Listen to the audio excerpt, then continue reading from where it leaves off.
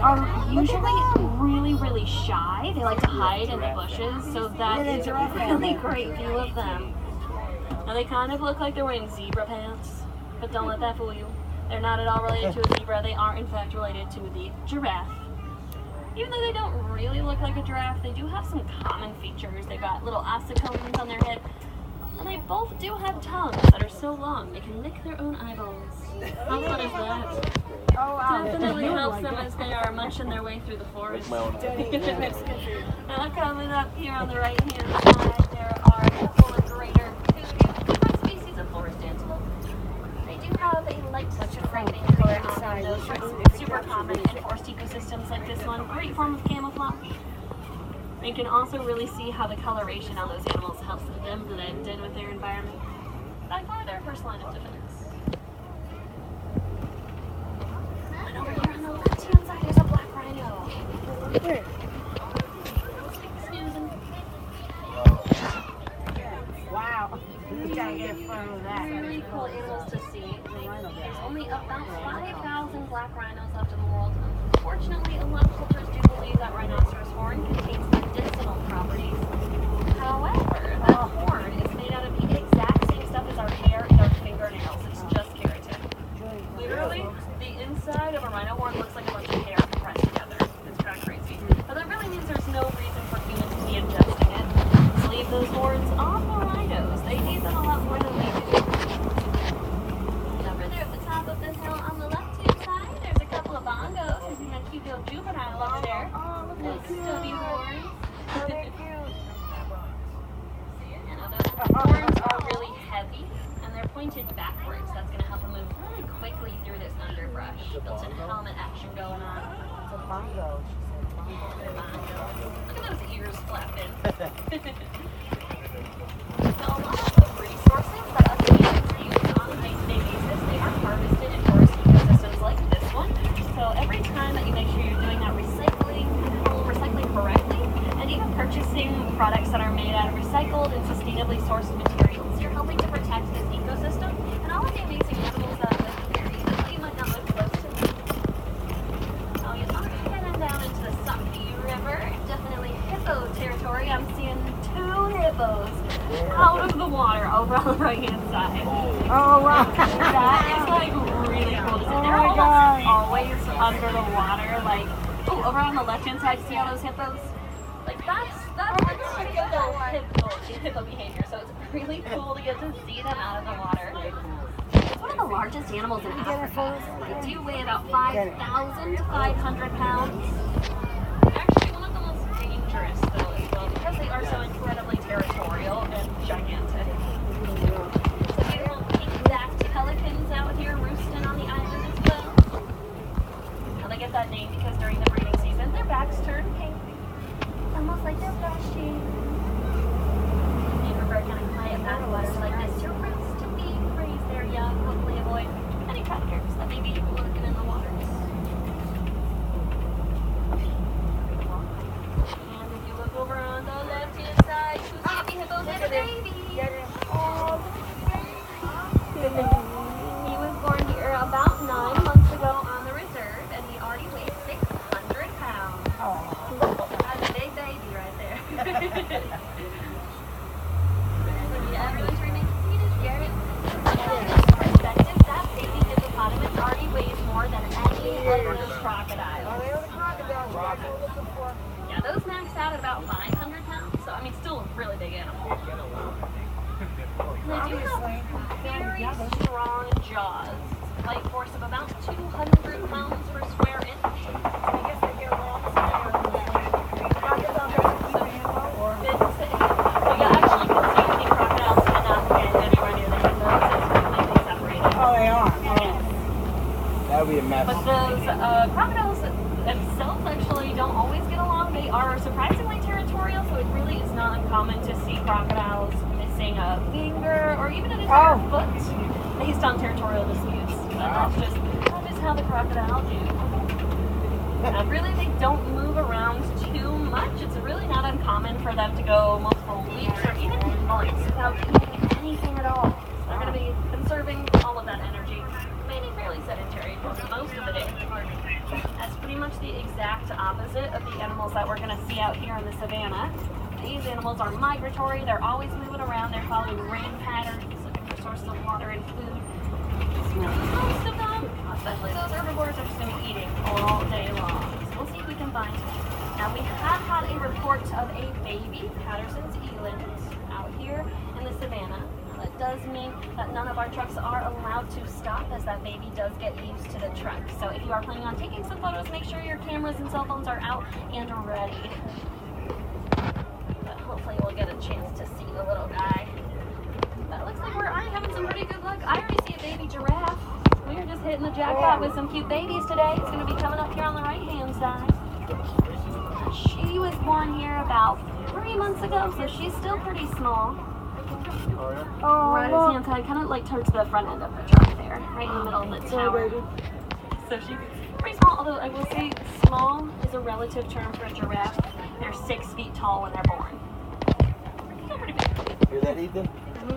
Told you. Now, if you are looking up at the trees here, you'll see they're all super uniform in shape. They're all pruned back to giraffe height. It's because they eat for 80% of their day. Just living the dream. But that is going to help the sunlight filter in. It makes the underbrush grow nice and thick. That provides food for some of the smaller livestock. So everything's all out here working together. Since they do eat all day, they are pretty well equipped for it. Their tongue, like that of Poppy, is about as long as your entire arm is. Like that is a giraffe tongue length right there. It's kind of crazy. I think my favorite thing about them is that their tongues are purple. And it's because it spends so much time out of their mouth every day that the dark color prevents sunburn. A built-in purple tongue sunscreen. So over there on the left, it's kind of tricky to spot. They are hiding back there. There are some wild dogs. They are pretty tricky to spot.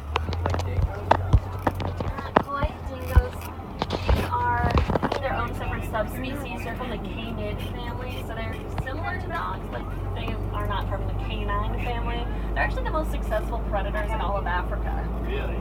Yeah, something like a lion has about a 10% success rate when they hunt, but wild dogs have an 80% success rate. Oh, wow. Yeah. It's really their endurance that gives them an edge. They are going to be chasing after prey for literally days on end until that prey is just exhausted. Pretty effective strategy. And they really do have a great pack mentality. Now coming up here on the left, there's that little Patterson's eland family. So there is that really big male. That's the largest species of antelope in all of Africa. He is huge. He weighs 2,000 pounds. And from a standing position can leap 8 feet into the air. Incredible. Now those two on either side, those are both females. Just you can really see how much of a difference there is between the males and the females here. And the one in the middle, that is a little baby boy. And this is his first day out around trucks. So it is very exciting. Now it is really cool is that big male there. He's got those horns up on his head. He really likes to run those through the tall grasses out here. He makes himself this really ornate flower crown. And it is just to impress the ladies. And apparently it works because now we have a little baby. Really cool animals though. They are so amazing. They're so powerful, so agile. Really great to see that little guy. And more animals coming up here out on the plains area. You guys see a couple of wildebeest.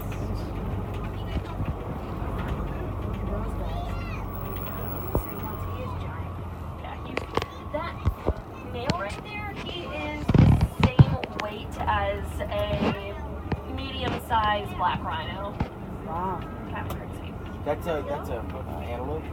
Yes. Called a Patterson's eland. Now by contrast, that animal over there is the smallest species of antelope. Really big difference. That's called a springbok. They are the 3rd fastest land animal in the world though. They can run at 60 miles an hour. Behind the cheetah. The cheetah, and then there's something called it's like a brown antelope. I don't remember the specific name for it, but it is another antelope that's right in the middle there. So number 3, pretty really impressive. They call this springbok because they literally spring up in the air when they get excited, about 6 feet. It's super cute. It's called rocking. Oh, that's cool. A couple of white-bearded wildebeest up there on the hill. Now, these animals, they are called holy cattle, and they are so impressive. Those horns look like they'd be crazy heavy, but they are hollow on the inside, so they're surprisingly lightweight. There's actually a ton of blood vessels inside those horns. On really hot days, that heat kind of dissipates from the surface. That cooler blood cycles back into their body and decreases their core temperature. So really excellent at thermoregulation. A couple more giraffe friends over there on the left. And you can really see those ossicones up on their heads. They're a little bit more tricky to see on okapis. They will have them. Now those are called Maasai giraffe. They're pretty dark in terms of their color. They look like they have little jigsaw puzzle pieces as their spots. They're pretty bumpy on the outside. Now that is how you can differentiate giraffes from one another. There's technically only one species, but it's divided into 9 separate subspecies based on that coat pattern and their geographic range. So if you do find that reticulated giraffe up on your spotting guide, you'll see just how different they are. Now, there are a couple of watering holes in the area. Pretty important gathering places for many different species, so we will see who we can find. Check them out.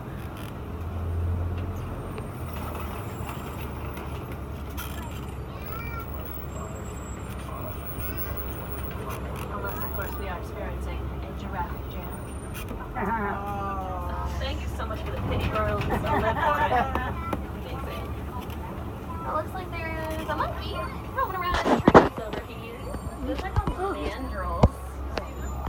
Oh my gosh, do you see that little baby? Where? It's just went on the far side of that. Oh, shit, shit. Oh, I see him, yeah. Oh, cute. Now this is actually the largest species of monkey in the world. It looks like these are all juveniles or females, so they'll max out about 30 pounds. The males weigh 100 pounds, so quite a bit larger. That actually does make them the largest species of monkey in the world. Oh my goodness, great view of that baby. Straight a little bit farther away from mom these days. Very exciting. Now they do have a bright color on their faces, but the male, the most dominant one, also has a really brightly colored backside. That is because he's going to be leading his troop through the trees, so all the other monkeys know who to follow by looking for that bright color. It's like their tail lights on a car. It's awesome. If I am not mistaken, there is an elephant over here on the right-hand side.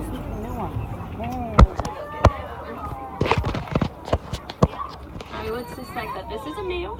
It's out here on its own. The males do live in solitary once they reach full maturity. And you can see those ears flapping back and forth and all of the blood vessels inside. So very similar concept to that holy cattle. Flapping the ears back and forth cools down their entire body.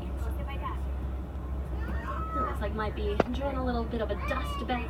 They do have very thick skin, but it is surprisingly sensitive and susceptible to sunburns. They do like to give themselves some nice natural sunscreen up on their back with that dirt.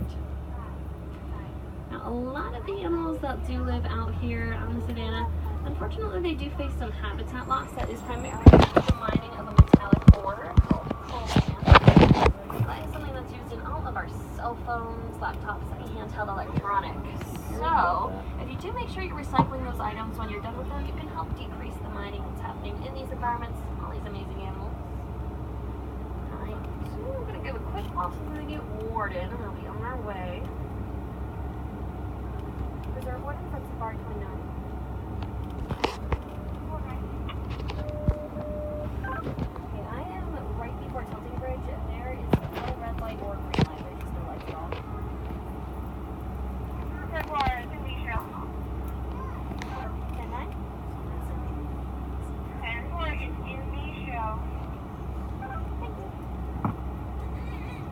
Alrighty, so I just told them there is a watering hole right up ahead.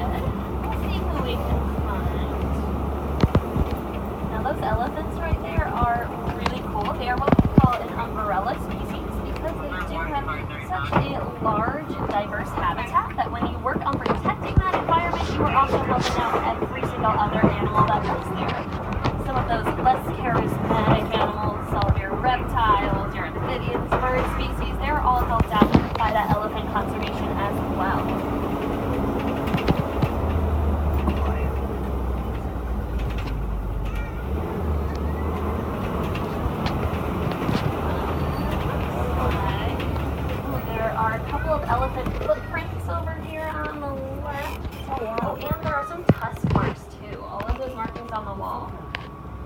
Now, elephants, they are going to be using their tusks to dig out that red clay. They actually eat it. It's to supplement their diet since they're completely herbivorous. Doesn't quite provide enough of the minerals and nutrients that they need. It looks like we actually have caught up with an entire herd of elephants. You can see the little finger-like projections at the end of their trunk. Like their trunk is really strong, but it does have enough dexterity to pick up something as small as a coin. Pretty amazing. Now here on the reserve, we've done some research on elephants, and we know that they communicate using very low-frequency rumbling sounds. And because of that, whenever there are buzzing insects in the area, they are not a fan, especially bees. They are just going to see a bee, just nope, go in the opposite direction. Now, since we figured that out, farmers in Kenya have begun using beehives as a method of keeping elephants out of their crop fields. It's really smart. It's going to make sure those crops are not eaten, they're not trampled, and that way the farmers have no reason to be poaching those beautiful animals. So it's kind of a way you can reduce the human-animal conflict. That is a major focus of a lot of these projects that are supported by the Disney Conservation Fund.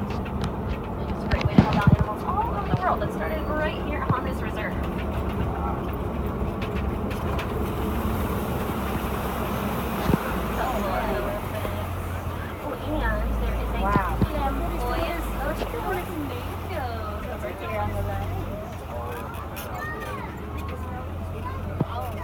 Flamingos. I'd say these are greater flamingos than the tallest, but they are also the lightest in color of all 6 flamingo species. There is more than just one type. When they do hatch, they are gray, they are super fluffy. It really is not until they start eating shrimp that they turn pink. It's not the same shrimp as humans eat, it's microscopic brine shrimp, but both of them contain the same protein, beta-carotene. Gives them that lovely pink color. Pretty awesome. I can imagine, since they're getting that food from the waterways, that water is full of all kinds of waste, plastic debris, not going to be super healthy for them. So we do make sure that we are reducing our plastic intake. One of the best ways to help any type of animal that does encounter those waterways. Every time you skip that plastic straw, bring a reusable bag to the grocery store, prevents that waste from ending up in our waterways. Helps not only flamingos, millions of other animals as well. Our good friend Nemo has taught us anything, that all drains lead to the ocean. So no matter where you live, you can't have a big impact. Ah, look, Austin, look. Of white rhinos over there on the right-hand side. You get anything? Pretty different from those black rhinos that we saw over in the forest. These are quite a bit larger, a little bit more social. Now, if you watch their ears, you can see them. They're kind of like moving back and forth. They can oscillate. They have an excellent sense of hearing. Are they going to walk across? Come them right up to the eyesight. thing. Oh yeah, one of their favorite pastimes is stopping in the middle of the road. Really? Oh yeah. Look, there they go. Yeah. But all of the animals are free roaming. They can go wherever they want.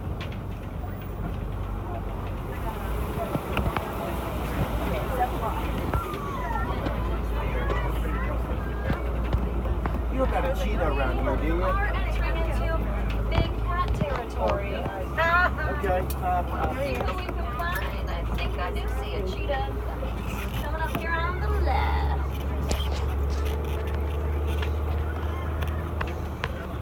It's right there. Left-hand side, top of the hill. Oh, there he is. Truck, Just chilling just chilling. Now, daytime is the best time to see cheetahs. They are really unique for African predators, and they do hunt during the day.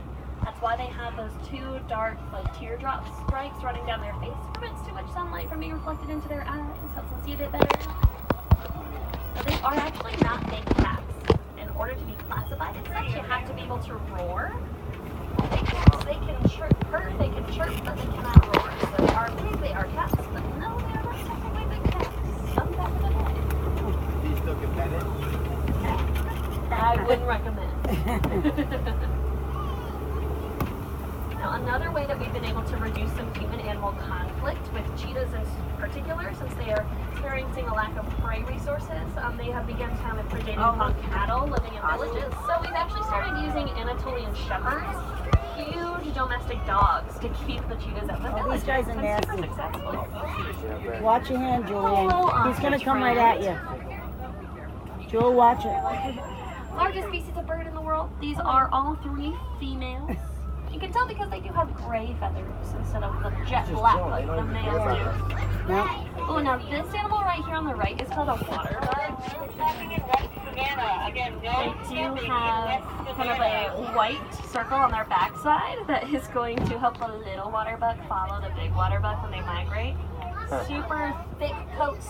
They're very oily, water resistant. They also have heart-shaped noses. It doesn't necessarily serve a function, but it is adorable. Really cool animals. So cool.